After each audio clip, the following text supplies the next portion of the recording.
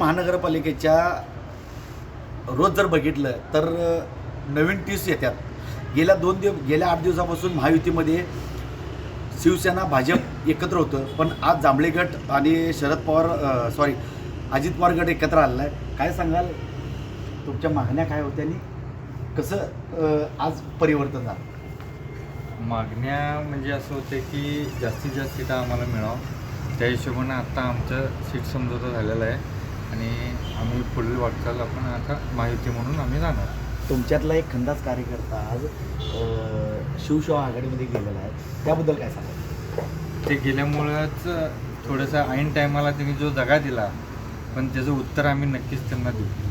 पण नितीन दादांनी जे वर्चस्व केलं होतं किंवा शहापूर परिसर विक्रमनगर परिसर ठेवलं होतं, पण त्यांना उमेदवारी मिळत नसल्यामुळे त्यांनी पुढचं पाऊल उचललं, पण त्यांचं त्यांना उत्तर मिळेल का? 100% त्यांना उत्तर मिळेल. त्यांनी दुसऱ्यांचा उमेदवार चोरून नेण्याचं काम केलं आहे. आपला उमेदवार त्यांनी स्वतः तयार करायला हवा होता. ते दुसऱ्याचे उमेदवार चोरून त्यांनी जर राजकारण करत असतील, त्यांना त्यांचं उत्तर आम्ही 100% त्यांना देऊ. पण जर आपण गेले लतीबाई जर बघितलं तर तुमच्याबरोबर एकनिष्ठ होते, त्यांच्या मुलग्यानं काल दुपारपर्यंत आज दुपारपर्यंत वाट बघितली आणि शिवसेनेकडे प्रवेश केला, त्याबद्दल काय सांगा? आता बहुधा ते लढाईला घाबरले असावे म्हणून त्यांनी हा असा निर्णय त्यांनी घेतला. तर बघू आपण आता मैदानात त्यांना.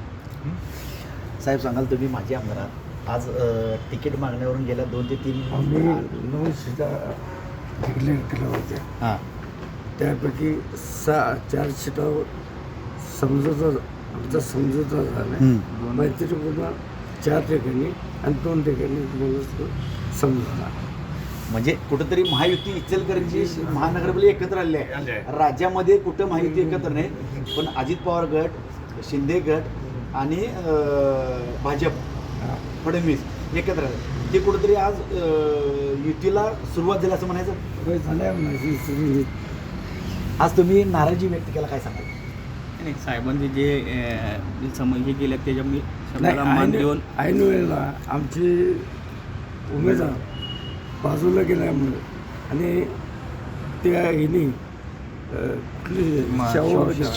शाहूवागांनी त्यांना फोडल्यामुळे आम्ही हा निर्णय केला आणि हे चांगला निर्णय झाला असं. आपण जर इचलकरंजी शहरामध्ये जर बघितलं, महायुतीनं आज पहिल्यांदा संपूर्ण 29 महानगरपालिकेमध्ये जर बघितलं तर कुठं जर राष्ट्रवादी एकत्र आहे, तर कुठं भाजप शिवसेना एकत्र आहे, पण इचलकरंजी शहरामध्ये महायुती संपूर्ण जसं लोकसभेला आणि विधानसभेला एकत्र आले, तसंच एकत्र आज इचलकरंजी महानगरपालिकेमध्ये एकत्र आले. त्यामुळं इचलकरंजीमध्ये महायुतीची लढत विरोधी शाहू विकास आघाडी अशी होणार आहे. कॅमेरा निखिल बिसेस, मी साईनाथ जाधव, टीव्ही होणार इचलकरंजी.